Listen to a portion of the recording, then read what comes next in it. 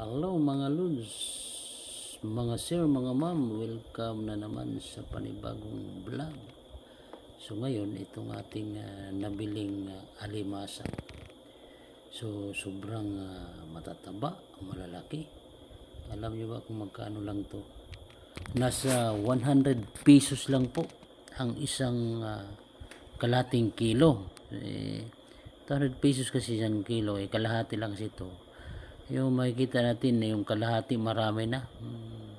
Mayroon ng mga 4 na piraso na malalaking alimasag. So ito ay sariwa. Gawa ng kahuhuli lang ito sa amin. Kasi ang panghuli kasi ito yung bintol kung tawagin sa amin. Bintol. Lagyan ng pain.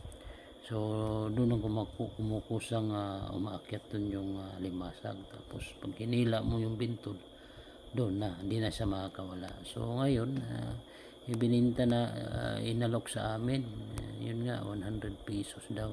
So natuwa naman ako kasi napaka mura talaga. So ngayon guys, tuturuan ko kayo kung paano lulutuin ganitong seafoods, itong alimasag. Para rin ito ng pagluto sa alimango.